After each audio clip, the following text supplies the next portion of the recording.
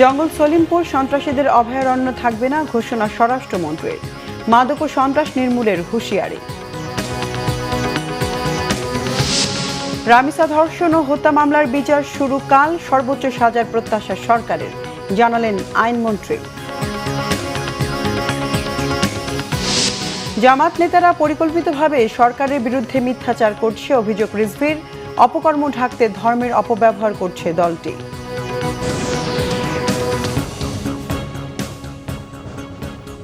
দেখছিলেন crown cement সংবাদ শিরোনাম।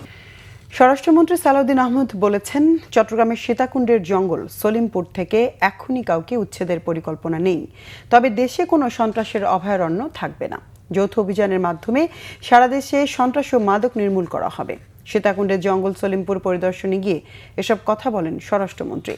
জানান, জঙ্গল সলিমপুরে নতুন কারাগার স্থাপন করবে সরকার। কিশোর গ্যাং, মাদক ও জুয়া রোধে আইনের সংস্কার করা হবে বলেও জানান তিনি। পরে চট্টগ্রাম সার্কিট হাউসে সরকারের বিভিন্ন দপ্তরের ঊর্ধ্বতন কর্মকর্তাদের সাথে মতবিনিময় করেন মন্ত্রী।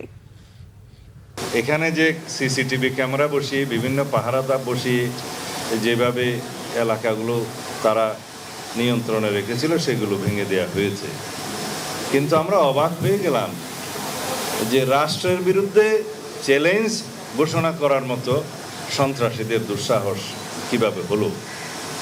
তারা এই রাস্তা কেটে ভেকু নিয়ে এসে, বুলডোজার নিয়ে এসে র্যাবের আন্ডার কনস্ট্রাকশন ক্যাম্প ভেঙে দেওয়ার সাহসটা থেকে পায়।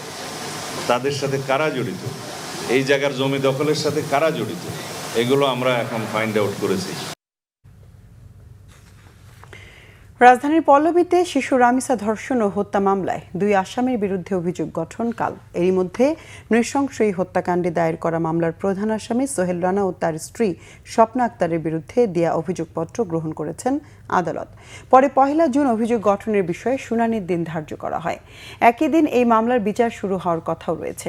এর আগে নৃশংস এই ঘটনার 5 দিনের মধ্যেই আদালতে অভিযোগপত্র জমা দেয় পুলিশ। এই মামলার তদন্ত কর্মকর্তা জানান, আসামি সোহেল রানার বিরুদ্ধে সরাসরি ধর্ষণ ও হত্যার অভিযোগ এবং তার স্ত্রী স্বপ্নার বিরুদ্ধে এই হত্যাকাণ্ডের সহায়তার অভিযোগ প্রাথমিকভাবে প্রমাণিত হয়েছে।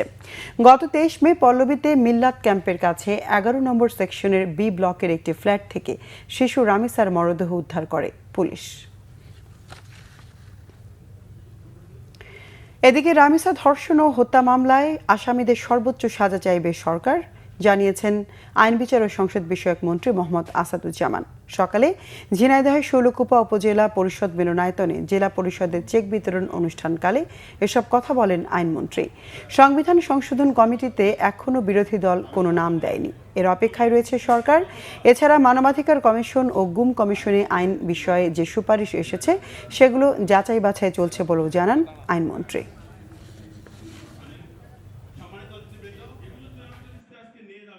সরকারের হাতে যতটুকু সময়, যতটুকু ক্ষমতা আছে সেই ক্ষমতা সরকার প্রয়োগ করেছেন। আমি বলেছিলাম 1 সপ্তাহের মধ্যে চার্জশিট হবে। আলহামদুলিল্লাহ আমরা 1 সপ্তাহের মধ্যে চার্জশিট দিতে পেরেছি সঠিকভাবে। বাকিটা আদালতের কাজ, আদালতকে আমরা সহযোগিতা করব। আদালত চার্জশিট পাওয়ার পরেই আগামীকাল কোর্ট খুলবে, আদালত খুলবে, সেখানে প্রথম দিনেই এই মামলাটার গুরুত্ব বিবেচনা করে শুনানির জন্য রেখেছেন। দোষ স্বীকারোক্তিমূলক জবানবন্দি আছে, সেই বিবেচনায় আমাদের যে সর্বোচ্চ শাস্তি, আমরা মনে করি আদালত এই বিষয়টা বিবেচনায় নেবেন।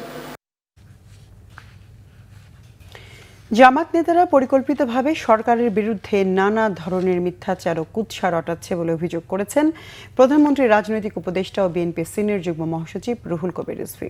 সকালে জাতীয় প্রেস ক্লাবে শহীদ রাষ্ট্রপতি জিয়াউর রহমানের শাহাদাত বার্ষিকী উপলক্ষে জাসাস আয়োজিত আলোচনা সভায় তিনি এই অভিযোগ করেন।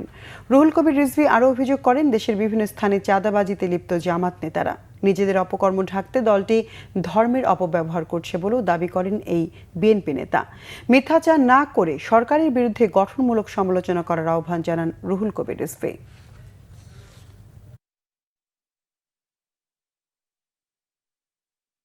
বিভিন্ন রাজনৈতিক দল রাজনৈতিক তৎপরতা করছেন। এখন গণতন্ত্র ফিরে এসছে, গণতন্ত্রের আবহ আছে, ভয় নেই গুম খুনের, ভয় নেই ক্রসফায়ারের, ভয় নেই মিথ্যা মামলার। সবাই কথা বলছেন, কিন্তু আমি বারবার বলেছি কথা বলুন, জোরালো কথা বলুন, সরকারের বিরুদ্ধে কথা বলুন, প্রতিবাদ করুন, কিন্তু কুৎসা রটাবেন না, মিথ্যাচার করবেন না। ৭১-এর জামাত আর এখনকার জামাতের মধ্যে পার্থক্য আছে। ৭১-এর জামাত হানাদার বাহিনীর সাথে আঁতাত করে এদেশেরই মানুষের উপর যখন জুলুম, নির্যাতন, হত্যা, খুন হচ্ছিল সেটাকে সমর্থন করেছে। আর এখনকার জামাত হচ্ছে অপপ্রচার, মিথ্যাচার, নানা ধরনের অপকর্মের সাথে জড়িত। এই দুইটা পার্থক্য। কোরবানির পশুর বর্জ্য শতভাগ অপসারণের দাবি করেছেন ঢাকা দক্ষিণ সিটি কর্পোরেশনের প্রশাসক মোহাম্মদ আব্দুস সালাম। রবিবার দুপুরে নগর ভবনে কোরবানির পশুর বর্জ্য অপসারণ নিয়ে এক সংবাদ সম্মেলনে তিনি জানান, এবারের ঈদে ৩৬,০৮৬ টন বর্জ্য অপসারণ করা হয়েছে, যা লক্ষ্যমাত্রার চেয়ে বেশি। ডিএসসিসি প্রশাসক বলেন, নাগরিক সেবা এবং বর্জ্য অপসারণ নিয়ে কোনো অবহেলা করলে বরদাস্ত করা হবে না। ১১টি হাটের বর্জ্য অপসারণের কাজ শেষ পর্যায়ে। হাটের বর্জ্য শর্ত অনুযায়ী ইজারাদাররা অপসারণ করেনি, সিটি কর্পোরেশনকেই করতে হয়েছে। সেসব ইজারাদার শর্ত মানেনি, তাদের জামানত বাজেয়াপ্ত এবং কালো তালিকাভুক্ত করা হবে। আগামী বছর জামানতের পরিমাণ বাড়ানো হবে বলে জানান দক্ষিণ প্রশাসক। প্রধানমন্ত্রী আমাদের যে নির্দেশনা দিয়েছিলেন সেই অনুযায়ী আমাদের তদারকি টিম সার্বক্ষণিক মাঠে এখনো কাজ করছে। আপনাদের মাধ্যমে নগরবাসীকে জানাতে চাই, ডিএসসিসির কোথাও কোনো বর্জ্য জমে থাকতে দেখলে দয়া করে 017099000088 এবং 022223386014 জানান। আমরা সংবাদ পাওয়ার 1 থেকে 2 ঘন্টার মধ্যে বর্জ্য অপসারণ করব ইনশাআল্লাহ। তবে নগরবাসীর প্রতি অনুরোধ, দয়া করে যত্রতত্র ময়লা ফেলবেন না এবং অন্য কেউ ফেললে তাকে নিবৃত্ত করুন।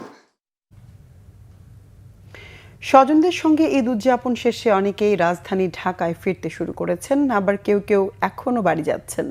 রবিবার সকালে কমলাপুর রেল স্টেশনে ছিল ফিরতি যাত্রীদের সরব উপস্থিতি। একই সঙ্গে ঢাকা থেকে দেশের বিভিন্ন গন্তব্যে ছেড়ে যাওয়া ট্রেনগুলোতেও দেখা গেছে উল্লেখযোগ্য সংখ্যক যাত্রীর ভিড়।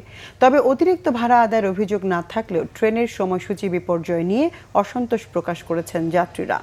অন্যদিকে ঈদ শেষে ফিরতি যাত্রায় তুলনামূলক কম ভিড় থাকায় স্বাচ্ছন্দ্যে ঢাকা ফিরতে পেরে স্বস্তির কথা জানিয়েছেন অনেকেই। এদিকে ঈদের সময়ের অতিরিক্ত ভিড় এড়াতে এখনও অনেকেই ঢাকা ছেড়ে গ্রামের বাড়ি যাচ্ছে।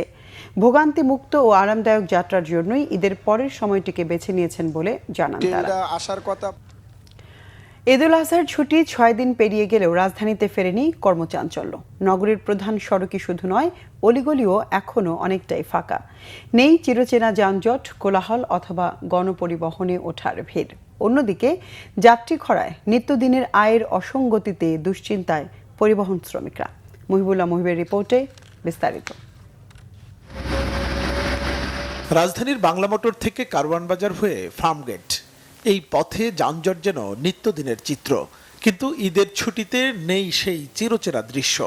বিজয় সরণি কিংবা জাহাঙ্গীর গেট যেন মুহূর্তেই চলে যাওয়া যায় এ প্রান্ত থেকে ও প্রান্ত। ফাঁকা ঢাকায় রিক্সা, সিএনজি অথবা ব্যক্তিগত গাড়ি নিয়ে দাপিয়ে বেড়ানো এখন বিনোদন হয়ে দাঁড়িয়েছে। তাই অনেকেই পরিবার নিয়ে বেরিয়ে পড়েছেন ফাঁকা রাস্তায়। Most of the time Dhaka তো অনেক ক্রাউডেড, বিশেষ করে ট্রাফিক জ্যাম অনেক থাকে। কিন্তু সবচেয়ে ভালো লাগার বিষয় হচ্ছে যে মানে ফ্রিলি আমরা ঘুরতে পারতেছি, জ্যাম নাই, মানুষজন কিছুটা কম, অনেক কম বলবো না, কিছুটা কম। পর্তুগালে থাকি, লিসবনে।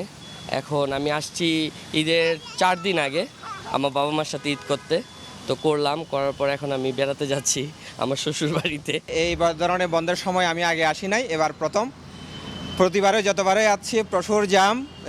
এই ঈদের বন্ধের সময় এবারে এসে খুবই ভালো লাগতেছে, একেবারে ফাঁকা।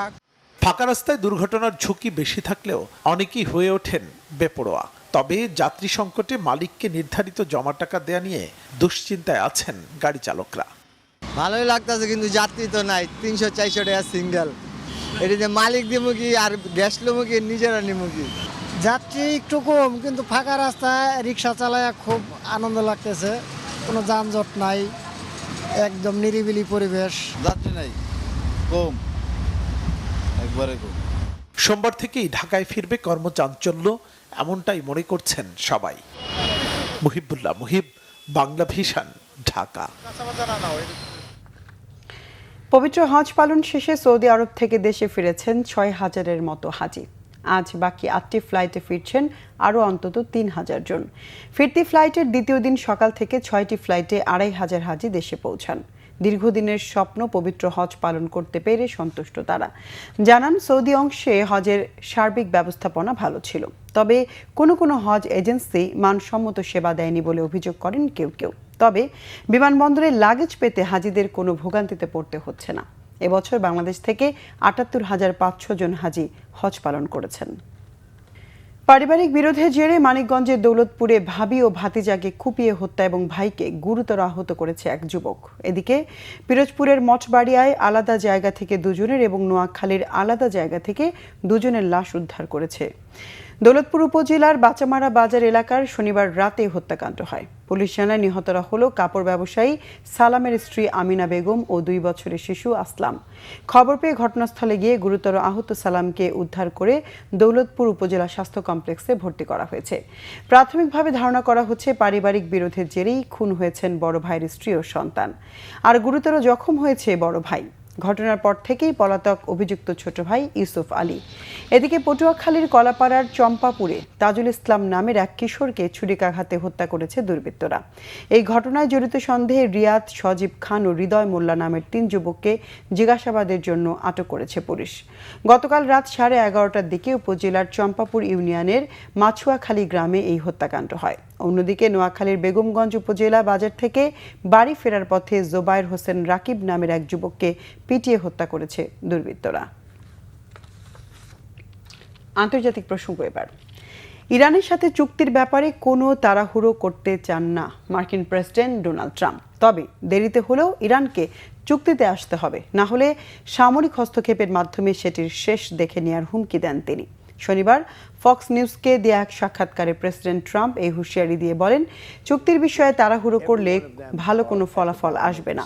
আলোচনার মাধ্যমে সময় নিয়ে ওয়াশিংটন তেহরান যুদ্ধের সমাধান করতে হবে। ট্রাম্প জানান, জ্বালানি বাজার নিয়ন্ত্রণে আনতে কিছুটা দ্রুত সমাধানের চেষ্টা করেছিলেন তিনি, আর এভাবে সমাধান না হলে ভিন্ন উপায়ে তা সমাধান করার ইঙ্গিত দেন। এদিকে ইরানের বন্দরে প্রবেশের সময় আরও একটি বাণিজ্যিক জাহাজ অচল করে দিয়েছে যুক্তরাষ্ট্র। নৌপথটিকে বড় ধরনের সামরিক অভিযানের হুঁশিয়ারি দিয়েছে ওয়াশিংটন ও ব্রিটেন। যুক্তরাষ্ট্রের কাছে আত্মসমর্পণ করবে না বলে আবারও সাফ জানিয়ে দিয়েছে ইরান। হরমুজ প্রণালীতে নিজেদের পূর্ণ নিয়ন্ত্রণ পুনর্ব্যক্ত করার পাশাপাশি জাহাজ চলাচলে কঠোর সতর্ক বার্তা দিয়েছে তেহরান। অন্যদিকে লেবাননে স্থল অভিযান বাড়িয়েছে ইসরায়েলি বাহিনী। দর্শক, ছিল এখনকার মতো। পরের সংবাদ বিকেল 4টায়।